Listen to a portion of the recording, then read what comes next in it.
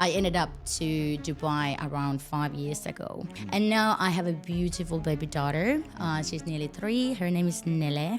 And she's the love of my life. A lot of parents, they think that, oh, my life is gonna end when I have a child. But no, it actually only starts. I could not imagine my life anymore without my daughter.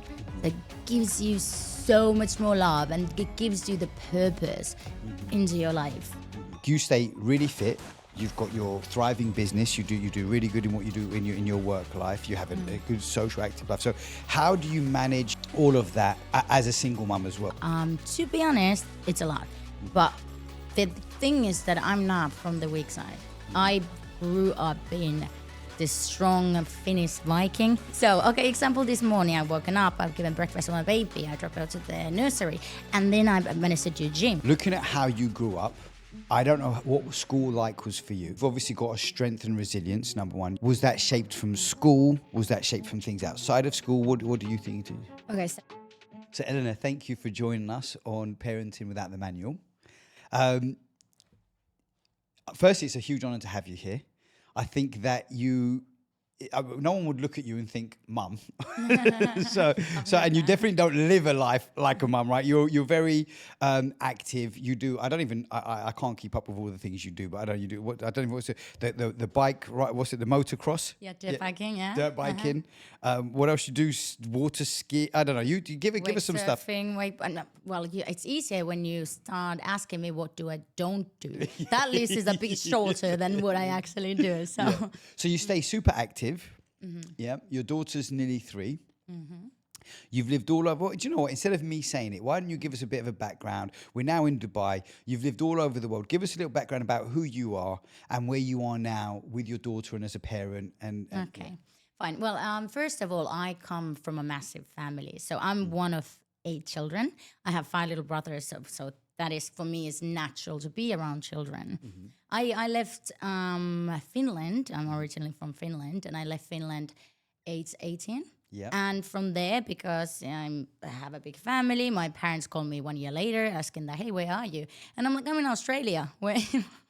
So pretty much that was my story. And I ended up to Dubai around 5 years ago. And now I have a beautiful baby daughter. She's nearly 3. Her name is Nele. And she's the love of my life. And you do loads of active stuff. I mean, you take her with you. You travel a lot. Yeah. So she was, okay, so she went to, when she was 6 months old, she's already been in 6 different countries. So traveling for her is not a problem at all. Yeah. So a lot of parents, they think that, oh, my life is gonna end when I have a child. But no, it actually only starts. I could not imagine my life anymore without my daughter. It gives you so much more love, and it gives you the purpose into your life. So it's the best thing. I couldn't agree more. Yeah, I have a son, but I couldn't agree more. I think for me, becoming a parent was a real. It reminds you. It reminded me what unconditional love is, because I think that we can get like wounded as we grow up, and when you become a parent, you really see like true happiness and unconditional love. It's amazing, and it gives you a different level of purpose. So, and look, you stay really fit. You've got a thriving business. You do really good in what you do in your work life. You have a good social active life. So how do you manage all of that as a single mum as well? Because you're a single mum, right? Yes, I'm a single mom.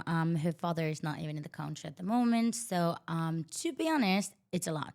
But the thing is that I'm not from the weak side. I grew up in this strong Finnish Viking. Finnish are actually not Viking. I would love to say that we are, but we're not. But this is how I act anyway. So, okay, example, this morning I've woken up, I've given breakfast to my baby, I dropped her to the nursery, and then I managed to do gym. My abs are actually fading at the moment, but I can, we could add on this podcast that everyone can see my abs, when I was in Bali. I think that would be cool. It's impressive anyway, but yeah. And drove my daughter to nursery. I went to the gym, and I've done a penthouse viewing. Then I picked my daughter from nursery, and the nanny came, and now I'm here.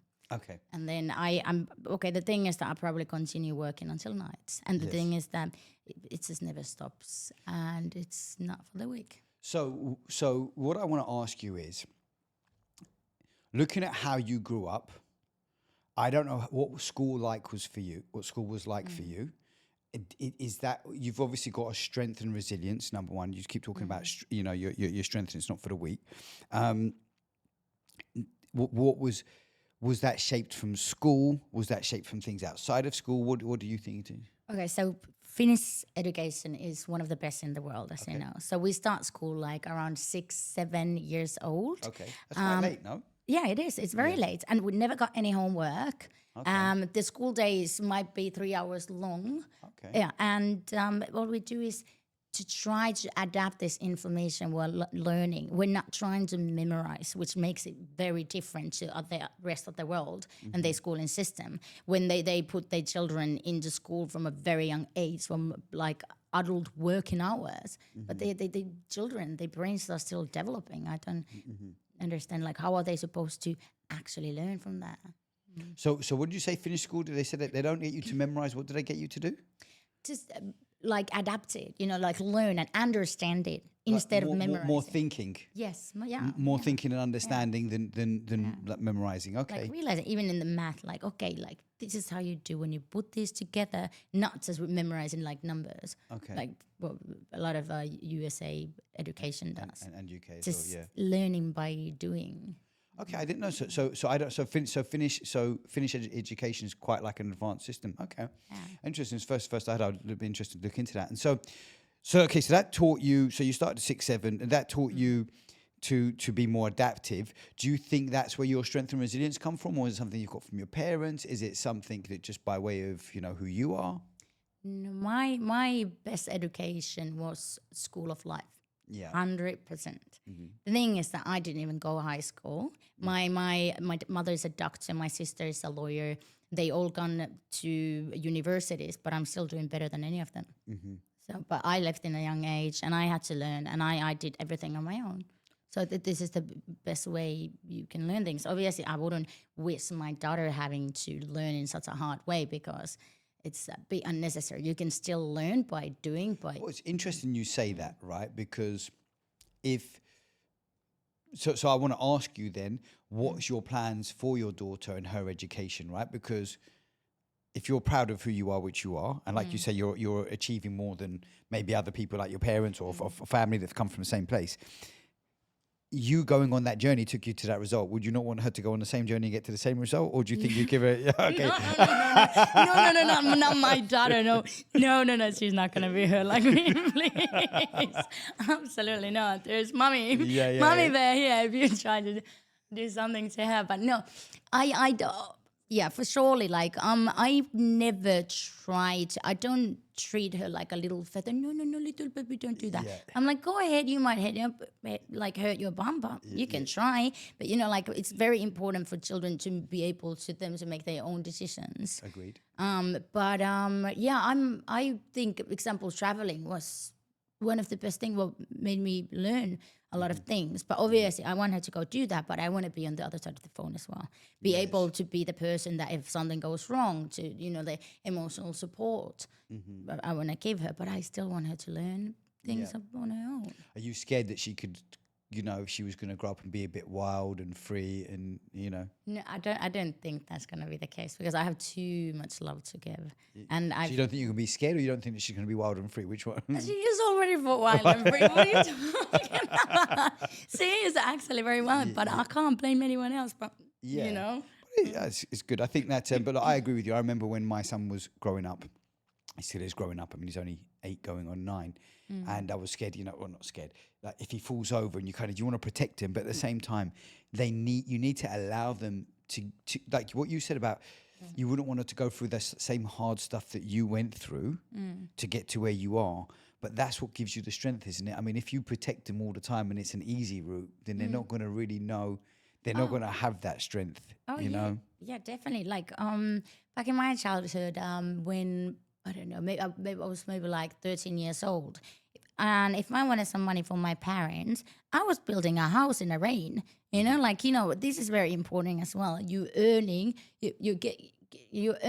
what you deserve. Yeah. So. And do you think now? So when you look, what's important for you? Because again, I suppose you're an entrepreneur, really, aren't you? Because you run your own business within the business, yeah. And you've managed, of course, you're talking about, I've dropped her at nursery, I've done this, I've picked her up, I'm doing this. You've got a level of flexibility with your day, right? Like you've got a level of, I don't know if I call it financial freedom, but you've got a level of flexibility. So you've built that up. What's your methods of, and again, making sure you go to the gym and do all of this stuff? Do you teach Nelly that? I mean, she's only still very young. Or are you interested in teaching that making that very important for her? Are they key things? Are you interested in how she can create her own flexibility when she's older? Do you think about these things? Oh, I think that's also important because children, they learn, but from what we do, not what we say. And example, my daughter sees me putting my gym clothes on, and I'm like, "Mommy's gonna go to the gym after," and she's like, "Mommy, I wanna go to the gym." Yeah. And I'm like, "Yeah, you can come, but can you lift?" Yeah. You chuck it away. Come on, Nelly. Catch. No, I'm like when I take her to the park. Yeah, she climbs like crazy, and she's doing pull-ups, and I'm like, Really, okay, that's my daughter. And she often ask me like, "Mommy, I want to do exercise," and we both go on the ground and do like yoga. She's no, Mommy, now you do this, lifts her leg up. I wish she was here so you could see it. Yeah, brilliant. I could show that, but and then also I want her to learn to be an independent woman, and the way that she knows that I'm going to work, and now she's going to go play with her best friend with the nanny. Yes. And it's like, Mommy's going to work. She sometimes takes my laptop and she's like, working. Yeah.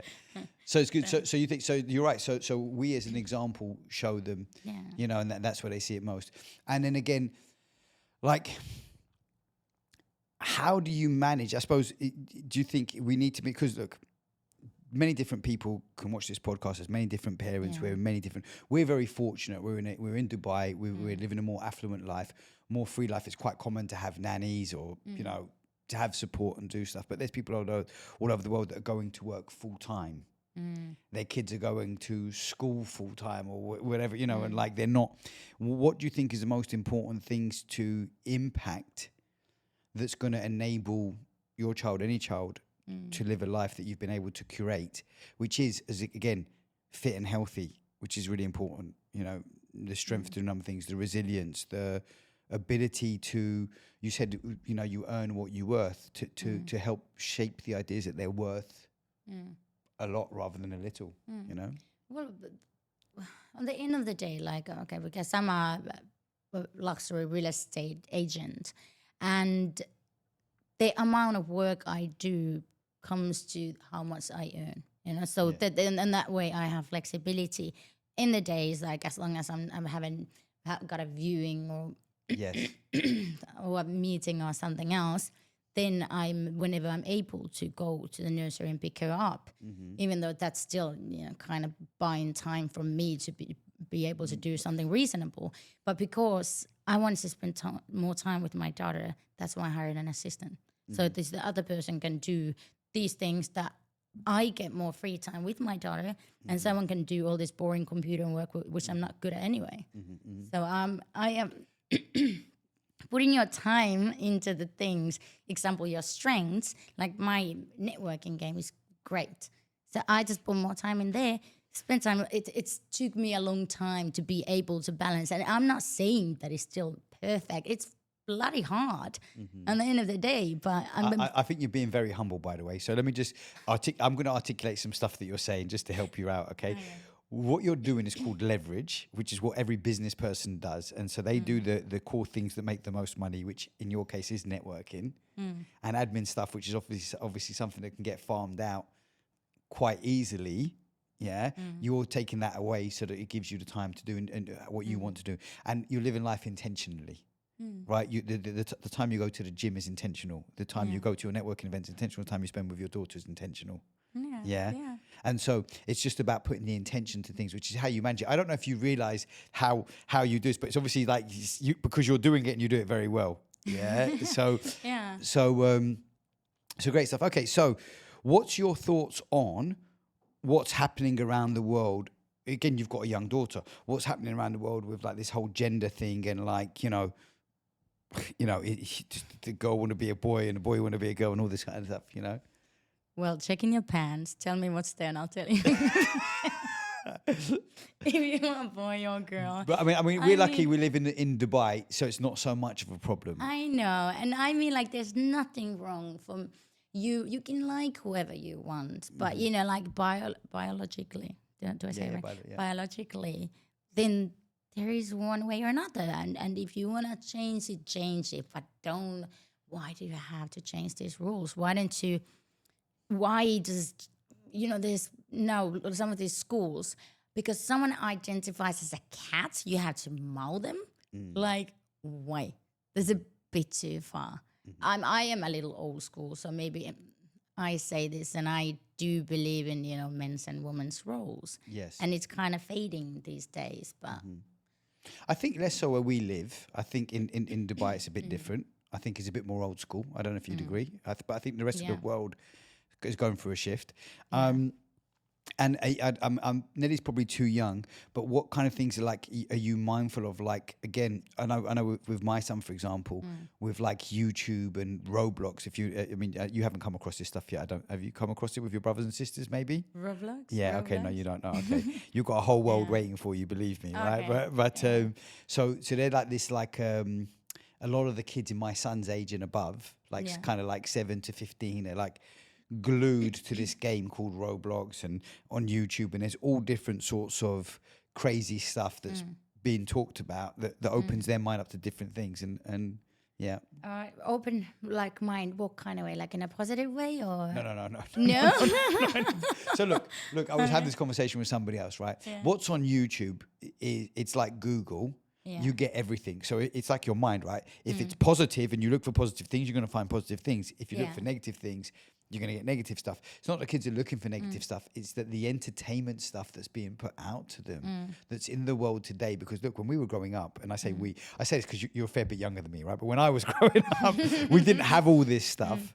Yeah. And it was like, hey, you just go to school and what's in the school is what's affecting you. Today, it's YouTube and it's these seeds are being planted and everyone's craving for entertainment and follows and this and that and they're gone. Big time. And this is, I was just listening to this podcast a couple of days ago, and it was saying that these small dopamine hits what you get by scrolling, and your brain starts like naturally asking for it, and that's when you should just rest in between work or whatever you're doing, and you should just let your brain rest. Instead you get feeding your brain this scrolling things, and it's like never ending. And why do you feel so exhausted? Because you just never get the boring moment.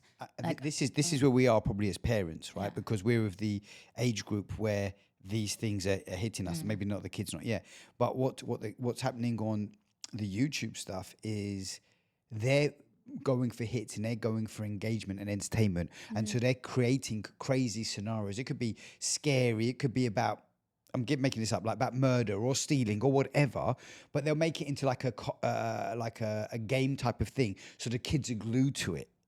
Yep. Because they just need eyeball time, right? And even the kids shows these days, like on the screen changes. There's some type of planning on everything they make, and this is what the kids like. I don't really like screen time to my daughter, but sometimes when she's home early and I'm really trying to do some work while she's pulling my sleeve, I just put her something for a while, and she's glued to it. And because the screen changes every 3 seconds, so I can't remember what is the actual timing for it, but this is how it's planned. It's addictive. What's the like as you look at things now, would you have more kids? I would love to. But I need a husband. You look at the camera. I should take inquiries.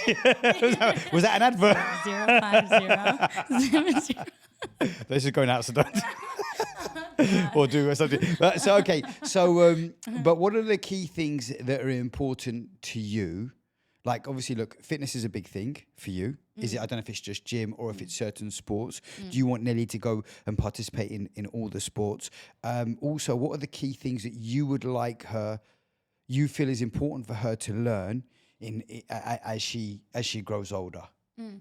Oh, well, yeah, absolutely. I'm a big biker. I'm a fan of all the motorsports. I just grew up like that, and I love it. I've already bought my daughter a Lamborghini, a G-Wagon, and a motorbike. She's under 3 years old. Okay. But no, I'm like, Not real ones, right? no, something what she actually can drive now. Oh, she's a pretty good driver. She literally drives with a Lamborghini on on the straight. But I definitely want to take a dirt biking. When she is big enough, I will buy her dirt bike, obviously in a safe way and with all the gear. But this is just something I really loved when I was younger, because I started biking as a young age as well. Also, yeah, because she doesn't go to actual school yet. You know, this school system we're now learning is like 200 years old. Yes. And that's why I don't want her to follow this old school system, memorizing things. And Are you planning to homeschool her? no, I'm alone, so I don't think I can do that. Yeah. My ex did want to do that, but I do think, okay, what is very important for children to learn is emotional intelligence, and you need other people around you as well to learn these kind of skills. Yeah. But yeah, I do have to start looking for good schools. But example, now they started to teach AI in here in UAE. Okay. Which is very. I don't know if that's the case. I don't know what year they're teaching it, because I don't know, but I don't think. No, I just saw like Instagram post, so that's true, right? I don't know. Look, Anything you read from the internet is true. It's gonna come in for sure if it's not already in. But yeah, I think look, we've had a guest on a podcast that's a single mum with 3 kids, by the way, at homeschools. But then and she's an entrepreneur, right? Yeah, So how she manages it, I don't know. Wow. Yeah, I think homeschooling. I had an intention to homeschool before we divorced. Yeah, and I probably would have done if we were together. I think it's more difficult. It's not so much in my control. I think that yes. Funny enough, the reason I sent my son to school, or the primary thing, was for social engagement. Yeah. I don't think that always equates to emotional intelligence. I think that there needs to be some learning around. I think they'll have emotional experiences. I don't know if they'll have emotional intelligence. Intelligence is a different thing, right? Yeah. Right, is understanding why they're having it. And but there's a great movie I watched with my son. It's called Inside Out. Have you seen Inside Out? It's like, and it's all like the emotions. There's all like characters in the brain, right? They've got that's just like a cartoon kind of movie, like movie with characters, and they're all like the different emotions in the girl's head. It's really good to understand emotions. But yeah, I think that there is there is a school of thought. If I was going to homeschool my son, I would put him in football teams or fight classes or somewhere where he can mingle and be socially, engaged, right? As a different way, Okay, that was kind of like my idea in the beginning as well. Like, okay, maybe partly could be homeschooled, because obviously there's so many other skills what they don't teach you in school. So what do you think is important that they should teach you in school? Well, I was gonna, when she was born, I just put rocket science while she was sleeping. Yeah. Rocket science, you say? Yeah, Chinese did you say by rocket 3, science? Yeah? Rocket science. Be the next Elon Musk. Exactly. I was, I really, like a business or like, it's not like you need to buy, but how to calculate tax. So the normal life skills, what they don't teach you, but business, in my opinion, very, very important.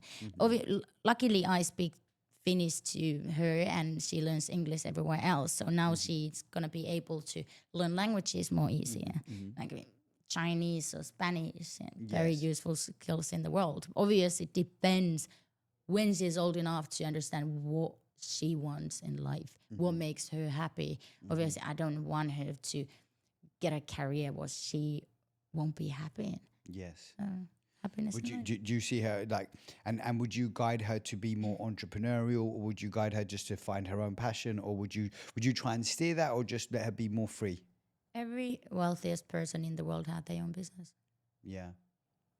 It's interesting. I don't know if she want to be wealthy or not, but it's up to her. Yeah.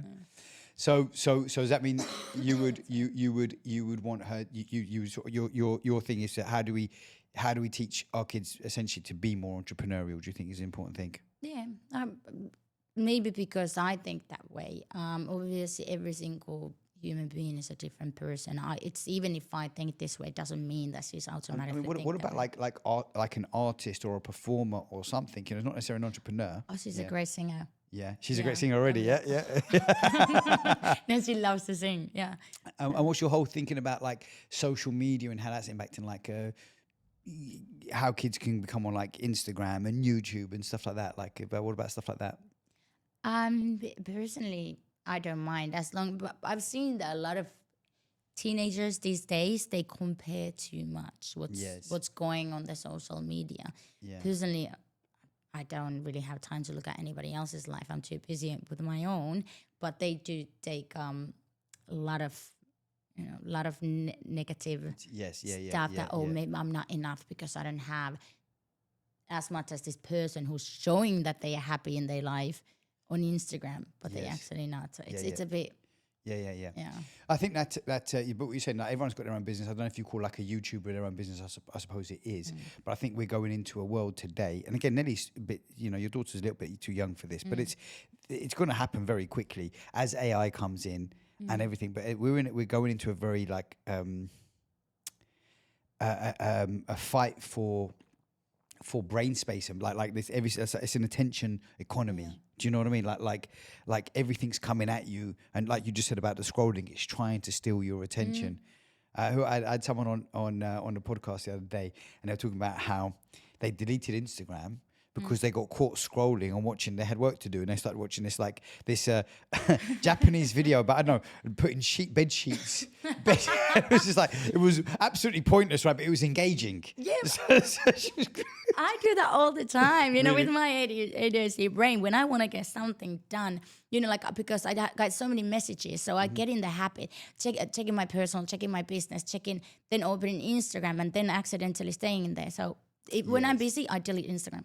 Immediately, yeah, and then I just keep on the chats, and then when I'm done with the messages and I'm still on the mood like check, I'm trying to check Instagram like, oh, I don't have to. Then I can have the little break. It's good for my brain. It's good for me.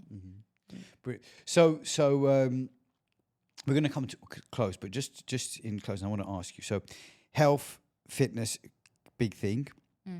What's your thoughts on also nutrition? And how that impacts emotion and everything. Is this something you think about? I mean, look, you look after yourself. Are you just planning to, with your daughter, be an inspiration by what you do? Do you think like because you've got a child, you're more conscious about the things that you do? Like, does this impact and how do you want to bring it into her even more? Yeah, well, absolutely. Well, right now I have a child to provide, so there's nothing I wouldn't do to her. I want to stay fit and healthy because I can play with her, like I can run with her for miles and miles. Neither of us gets tired. Okay. Actually, It's good. Yeah. And I feel so much better because I look so well after myself. I am a better mom for her. For sure, yes. And an inspiration, huh? Yeah. I think it's the best way. Do you focus a lot on like what she eats, what kind of food in the diet she has? Yeah, like in the beginning, like I didn't even want to give her sugar whatsoever, but her father started giving her ice cream and blah blah, so I kind of like gave up on that.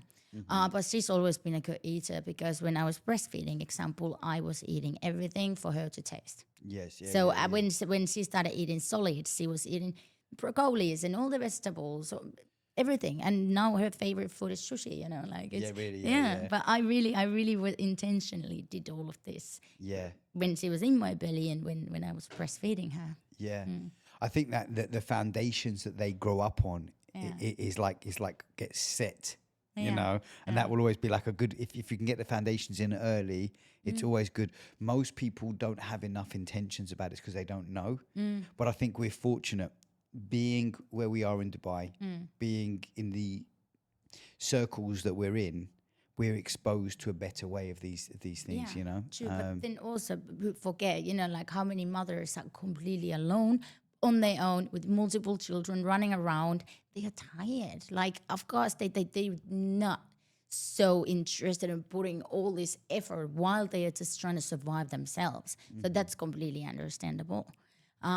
Example, I didn't want to have a nanny for the first 6 months. I was like, no, it's my baby. No one is gonna take my baby. But I didn't have to clean my house. I didn't have to do anything else around. I just had all the time to look after my beautiful baby. Yeah.